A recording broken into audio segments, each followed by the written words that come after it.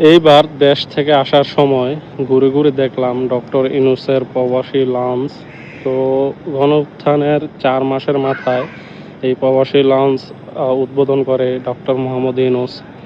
যদিও এটা বিদেশ থেকে আসার সময় তেমন একটা কাজে দেয় না। তবে দেশ থেকে যাওয়ার সময় এটা আপনার মোটামুটি ভালোই কাজে দেয়। এটার মধ্যে আমি ২ ঘন্টা টাইম স্পেন্ড করছি আসার সময়।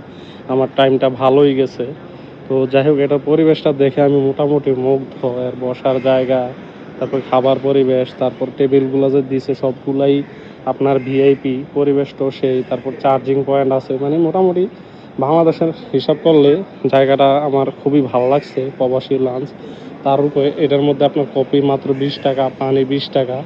অন্যান্য যত জিনিস আছে আপনার এয়ারপোর্টের থাইকা এটার ভিতরে ৳২০-৩০ করে কম। বাহিরে কফি ৳৫০, এখানে আপনার ৳২০, পানি একটু বেশি, এখানে ৳২০।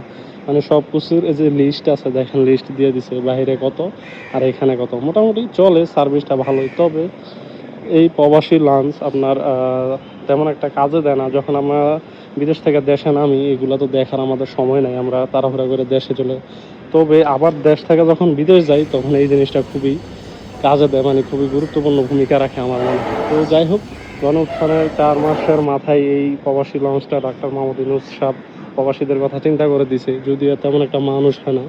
তবে যারা আসে এটা একটু সাইডে পড়ছে এয়ারপোর্টের। তো যাই হোক যারা আসে, আবার অনেক মানুষ এখানে আসে না, বোঝে না, চিনে না। তো যাই হোক আমি দেইখা এই জিনিসটারে আমার মনে পড়লো। তো আমি আজকে এসে এখান থেকে ঘুরে গেলাম।